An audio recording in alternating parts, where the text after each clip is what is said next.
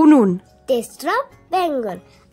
আজ আমরা রান্না করছি বেগুন ইলিশ ভাপা। বেগুন ইলিশ ভাপা। আপনারা দেখতে থাকুন। এখন বৈশাখ মাস, মোটেও ইলিশের মরশুম নয়, তবে বাজারে সারা বছরই কিন্তু ইলিশ প্রায় পাওয়া যায়। আর আজকেও আমি একটা ভালো ইলিশ পেয়েছি, সেই ইলিশ মাছটাই আজ আমি রান্না করছি। এখন যেহেতু খুব গরম পড়েছে, তাই তেল মশলার ব্যবহার খুব বেশি না করেই আমি সামান্য উপকরণ দিয়ে আজকের এই রান্নাটা করছি। আপনারা দেখুন, সত্যি এটা খুব ভালো লাগবে। আমি রান্নায় গুঁড়ো মশলার ব্যবহার খুব কম করে থাকি, সাধারণত শিলনোড়ায় কিংবা মিক্সিতে মশলা বেটে রান্না করি। তবে আজকে হাতে সময় কম, তাই সর্ষে গুঁড়ো বা পাউডারটা আমি এখানে জলে গুলে নিলাম, কারণ এই মশলাটা আগে থেকে জলে গুলে না রাখলে রান্নার পরে তেতো বা একটু ঝাঁঝালো রকমের লাগে। এখানে আমি 500 গ্রাম ইলিশ মাছ আজ রান্না করছি, আর তার জন্য 2 টেবিল চামচ সর্ষে গুঁড়ো, অল্প একটু লবণ দিয়ে হাফ কাপ জলে ভিজিয়ে রেখে দিচ্ছি 10 থেকে 15 মিনিট। আর বেগুন কেটে নিচ্ছি। এখানে একটা বেগুন এইভাবে পাতলা পাতলা করে ফালি করে কেটে নেব। এই রান্নাটা করা কতখানি সহজ আপনারা পুরো ভিডিওটা দেখলে বুঝতেই পারবেন।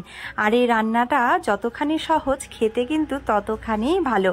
উনুন টেস্ট অফ বেঙ্গল সব সময় চেষ্টা করে থাকে আপনাদের কাছে সব থেকে সহজ পদ্ধতিতে বিভিন্ন ধরনের রান্না করে দেখানোর। তাই এখনও যারা চ্যানেলটি সাবস্ক্রাইব করেননি তাদের বলবো চ্যানেলটি সাবস্ক্রাইব করে বেল আইকনে গিয়ে অল নোটিফিকেশনটা অন করে নিন। আর হ্যাঁ, শুধু ইউটিউব নয়, আপনারা কিন্তু ফেসবুকেও পেয়ে যাবেন উনুন টেস্ট অফ বেঙ্গলের পেজটিকে। মাছগুলো ধুয়ে নিয়েছি, আর তারপরে এই মাছের সাথে কিছু মশলা আমি মাখিয়ে নেব। প্রথমেই দিয়ে দিলাম স্বাদ মতো লবণ, এরপরে দিয়ে দিলাম 1 চা চামচ হলুদ, আর তার সাথে দিয়ে দিলাম হাফ চা চামচ জিরে গুঁড়ো। আপনারা জিরে গুঁড়ো না চাইলে দেবেন না। এবারে দিয়ে দিচ্ছি চিড়ে রাখা কাঁচা লঙ্কা। এবারে দিয়ে দিলাম ভিজিয়ে রাখা সর্ষে গুঁড়ো, আর তার সাথে এবার দিয়ে দেব আমরা আমাদের পাতলা করে কেটে রাখা বেগুনের টুকরোগুলো। এরপরে ভালো করে আমরা এগুলো মাখিয়ে নেব। আর তার সাথে অতি অবশ্যই দিয়ে দেব সর্ষের তেল। আমি এখানে হাফ কাপ মতন সর্ষের তেল ব্যবহার করছি। এই মশলা মাখানোর সময় মানে কাঁচা সর্ষের তেল আর কাঁচা সর্ষে বাটার যে একটা অপূর্ব গন্ধ সৃষ্টি হয়, সত্যি বলছি খুব ভালো লাগে, মানে একেবারে জিভে জল নিয়ে আসবে এই গন্ধ। যারা ইলিশ মাছ মানে খুব মশলাযুক্ত খাবার মনে করেন, অর্থাৎ খুব তেল ঝাল সর্ষে বাটা এসব ছাড়া ইলিশ মাছের অন্য কোনো পদ ভাবতেই পারেন না, তাদের বলবো একদিন এই আইটেমটা অবশ্যই ট্রাই করবেন। একেবারে হালকা পাতলা, এবং এই গরমে মোটেও অস্বস্তি হবে না এই পদটা রান্না করে খেলে। মশলা মাছের সাথে মাখানো হয়ে গেলে তার মধ্যে দিয়ে দিলাম অল্প একটু মানে হাফ চা চামচ পরিমাণ মতন কালো জিরে, আর সব মশলা মাখিয়ে মাছটা অন্তত 10 মিনিট রেখে দেবো। এরপরে কড়াইয়ে দিয়ে দিয়েছি 1 গ্লাস জল। এখানে আমি নর্মাল জল ব্যবহার করলাম, উষ্ণ গরম জল আমি দিইনি। আর জলটা ফোটানোরও দরকার নেই। কড়াইতে দেওয়ার পরে গ্যাসের আঁচটা আমি মাঝারি ফ্লেমে রেখেছি, আর মশলার সাথে মাখিয়ে রাখা মাছগুলো একে একে জলের মধ্যে দিয়ে দিচ্ছি। মাছগুলো দেওয়ার পর দেখুন যে বাটিতে মশলাটা রয়ে গেছে, সেটা দেখতে কতটা লোভনীয়। এই মশলাটা আমি জলের মধ্যে দিয়ে দিলাম, আর জলের পরিমাণটা এরকম হবে যে মাছগুলো যাতে পুরোপুরি ডুবে যায়। এবারে ঢাকা দিয়ে দিলাম। যখন জল বা ঝোল ফুটে উঠবে তখন আমি ঢাকনা সরিয়ে আঁচটা কমিয়ে দেব, আর এর জন্য সময় লাগবে প্রায় 4 থেকে 5 মিনিট। মাছগুলো একটু এইভাবে উল্টে পাল্টে দিয়ে আরও একবার ঢাকা দিয়ে দেব 4-5 মিনিটের জন্য।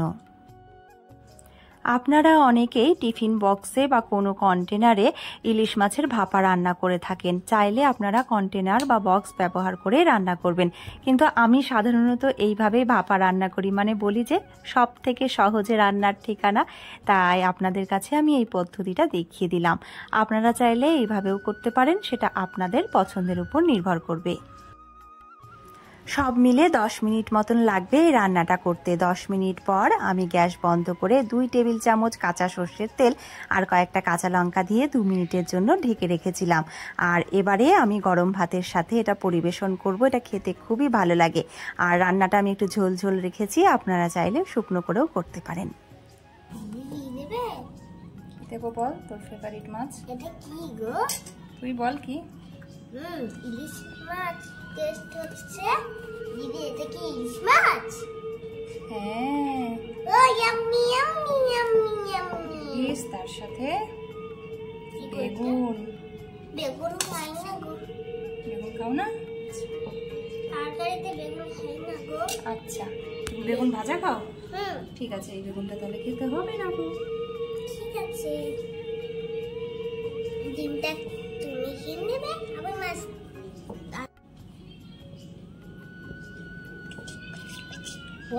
আবুরা গাড়ি বোরা শসা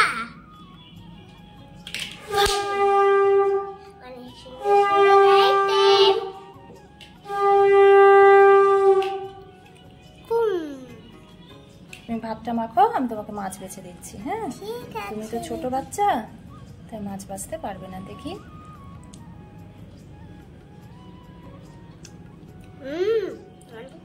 এবার ভাতটা খেয়ে দেখি।